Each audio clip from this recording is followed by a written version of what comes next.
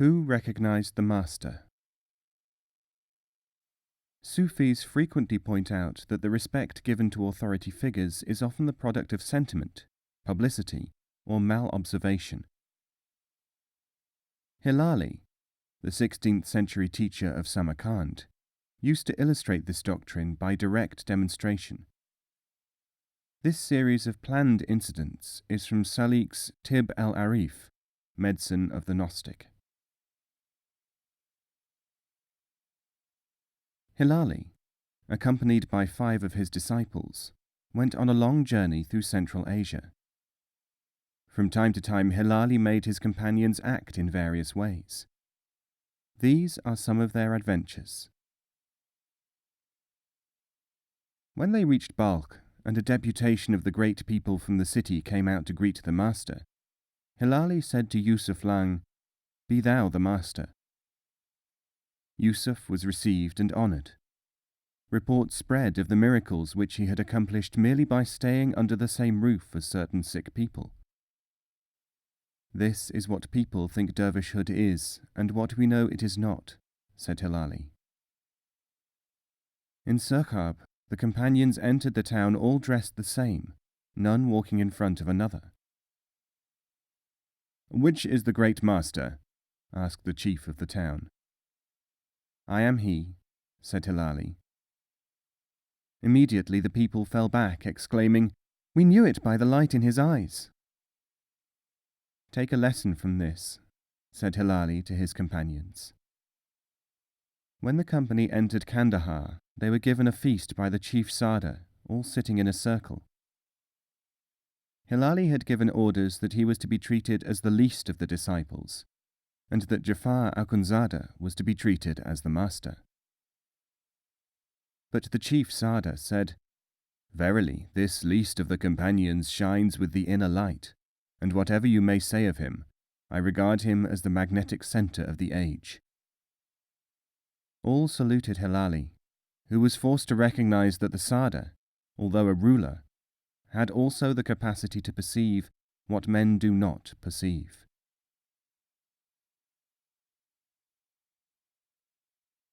Solomon, the Mosquito, and the Wind. This famous tale of Central Asia is often used as a demonstration of the Sufi teaching that justice is only relative, though man claims that it is absolute. On a famous occasion, challenged by an Armenian philosopher to prove that fables were intended for anything more than entertainment or the inculcation of simple morals, the Sufi wanderer Qazi Naim told this tale in the 18th century. He claimed that when one could see the limitations of personal vanity, a different world might become perceptible. This assertion was, however, not accepted by those present, and Naim was actually tried for robbing the people of entertainment, sentenced to be handed to the justice of the mob in Astrakhan. He was stoned to death, saying, "You are doing useful work, for violence may impress truth on life in spite of intentions." The story is also found in Rumi's Mathnavi.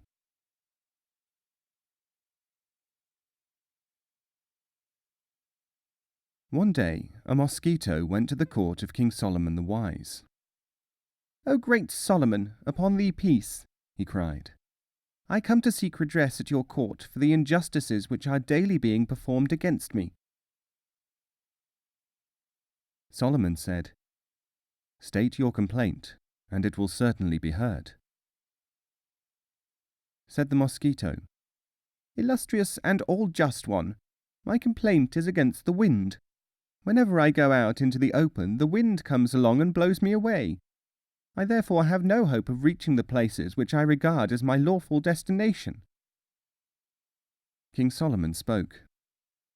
In accordance with the accepted principles of justice, no complaint can be accepted unless the other party is present to answer the charge. He turned to his courtiers and commanded, "Call the wind to make out his own case." The wind was called up, and presently the breeze which heralded his coming was felt to rustle slowly, then stronger, and the Mosquito shouted, "O great king, I withdraw my complaint, because the air is driving me round and round in circles, and before the wind is actually here I shall have been swept away."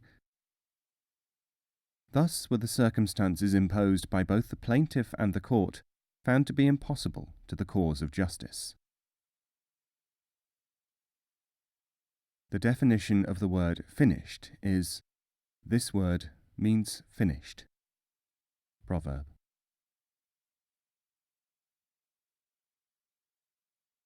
The Bees and the Hollow Tree. This is a favourite tale of Balkan dervishes. It is attributed to Syed Jafar, died 1598 in Ephesus, who was a successor of Ibrahim Gulshani of Cairo, who founded the Gulshani order, a combination of the four paths of Sufism. He died in 1553. Jafar is popularly believed to have visited the stars as a sort of precursor to today's spacemen, in a luminous chariot without perceptible motive power. The Gulshanis handed back their metaphysical endowment in a brass, silver, and copper casket to the Azamia, or Greater, Brethren in the 17th century, retaining, it is said, only the powers of obtaining interviews with certain historical figures long dead.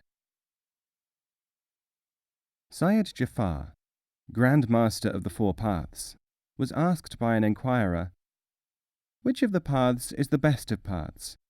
And why is it that there are so many bodies of earnest people surrounding institutions teaching enlightenment?" He answered, "Once upon a time there was a forest which sprouted from seedlings which grew into trees. These trees lived until their appointed time, giving fruit, shelter, and a livelihood to many creatures. Then, for a good reason, their task completed, the trees died, and the forest became lifeless. Lifeless, that is, except for a number of bees which were looking for a home, and looking for a place to build up corporate life. They found that many of the dead trees were hollow, and in them they built their hives. The trees served well enough for many generations of bees. Then, one by one, in the normal course of decay, the trunks began to fall. Those bees who were still in solid enough trees pointed to their less fortunate fellows, saying, "Look how wicked they are. This is a punishment for them." Others said about them and others, "Let us bring them to our hives, for they are destitute and should be helped. This might have happened to us after all." Yet others said, "How useless were their hives that they collapsed like that. Let us take care that ours do not follow." But in spite of what they said, little by little the trees all fell, and all the bees were rendered homeless at different times. The bees thought about things in an obvious way. Many of them did not realize that the hives were deliberately made just for shelter and providing honey. Many did not realize that they should have taken advantage of the trees and hastened their work before they collapsed. This last difficulty was because bees did not trouble to set aside a part of their time and effort to study the nature of their environment. Nothing cheap without reason. Proverb.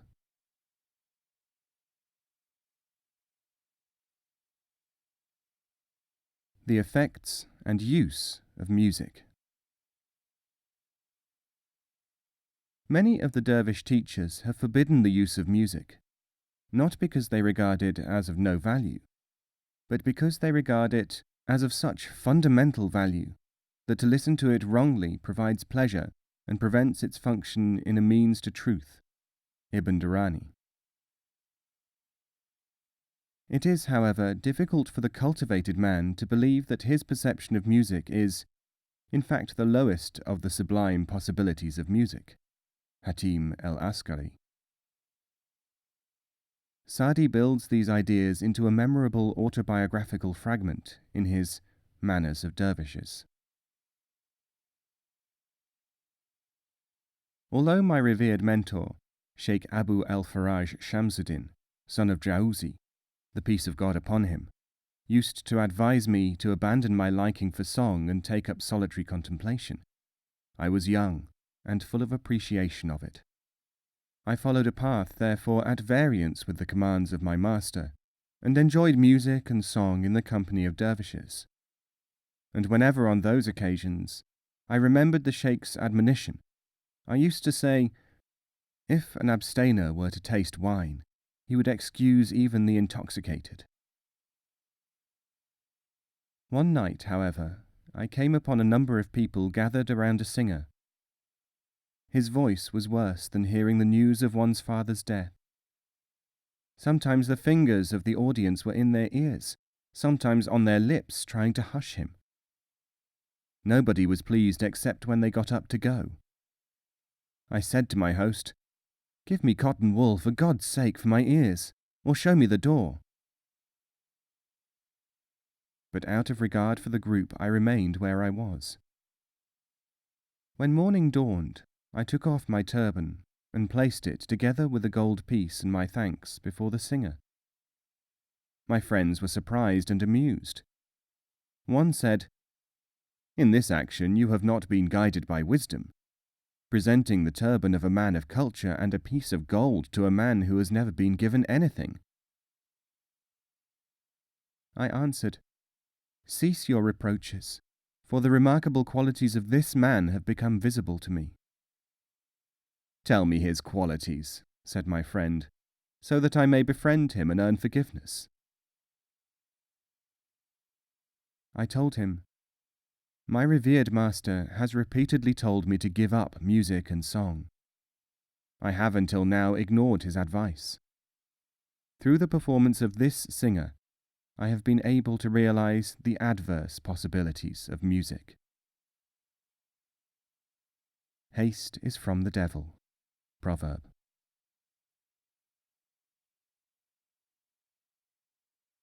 Confessions of John of Antioch. Reputed to have lived in the 13th century, Yahya, John of Antioch, lived, worked, and travelled in Syria, Palestine, Egypt, and India. He may also have visited Central Asia. Though well known in oral tradition for his sayings, very few written records of his life survive. They have never been collected. Quite early in my youth I noticed, provoked by what I do not know, that the beliefs and the loves and hatreds of people seemed to originate with the teachings of their parents and the community to which they belonged. The Mandaeans, for instance, hated the Christians, although they knew little about them and did not want to increase their knowledge. And the Christians believed preposterous things about the Muslims, in spite of living amongst them and having a daily refutation of their prejudices, which they were unprepared to accept. Again, philosophers debated doctrines, and arrived at answers which were profoundly affected by the quantity and nature of the knowledge with which they started their exercises, and their prejudgments about the world, life, and people. I was, for these reasons, attracted to the people of the Sufi thought, although, aware that I was myself greatly affected by changes in mood, in speculation which was a mental habit with me, and by hope and fear, I doubted whether I could reach the understanding of humanity which these marvellous people exhibited. At first, because of these shortcomings, I found myself attracted by the assurance which came, as I saw, to many, by the repeated affirmation by teachers of all kinds that their own path, and theirs alone, led to salvation. I saw that it did, indeed, lead to a stilling of the searching and uncertainties of life. Again, because of the same reasons, as I soon realized, I was at one time powerfully moved by the expedient devised by the Hindus, which consisted mainly in removing oneself, by an effort of the will, from the need to dwell upon human problems at all. At length I became a follower of the Sufis, because in my intercourse with them I discovered that they invariably helped to protect me from the consequences of my selfishness, and seemed to help grow in me that part which could assent to the need to regard my fellow man as my brother, and my brother as myself. All religions preserved, it seemed to me, the indications, in the form of aphorisms, of what should be attempted. None of them preserved the means by which a man could make his way from where he received the message up to the point where he practiced the message and became whole. I understood, long after I first started to follow the Sufi people, that entry into the body of the Sufis is possible in truth only after one has passed beyond the entry with the tongue and the entry with the heart alike. The Sufis, by accepting and passing on the capacity of guides in this way between where man finds himself to be and where he wants to be, made themselves knowing mediums fully sensitized, so that a certain high power could move through them.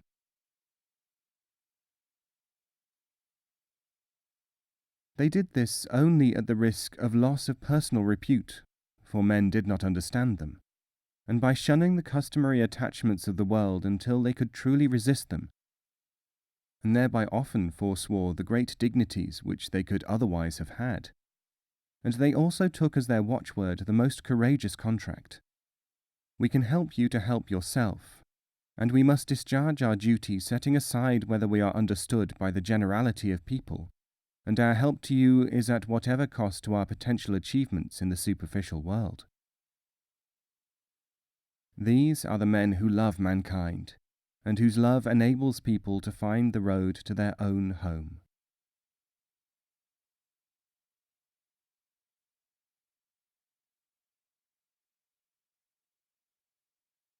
Silent teaching. The great master Ahmad Yasavi of Khorasan spent 9 years in irregular and strange contact with certain of his disciples. They were Shabaz, Luqman, Jalal, and Janush. During this time he gave them practically no verbal instruction and performed no rituals, studied no books. Instead, he had them observe him and practice applied arts, which included carpet weaving and building, and sometimes their own professions. In the city of Balkh, he sometimes called them to him to see some object which he had to show them. For other studies, he sent them to listen to apparently irrelevant expositions given by others. It was by his inner powers that all these experiences became transformed within the consciousness of these followers. This is the process known as teaching by signs. At times these four cried, "Why cannot we attend the exercise meetings of the Master?" And yet it is they who became masters, the founders of the orders, and reached in the end the high attainment of the aim. May their innermost consciousness be sanctified. Jangju Kanabadi, Isharat-i Khawajagan, Signs of the Masters. Ahmad Yasavi died in 1166.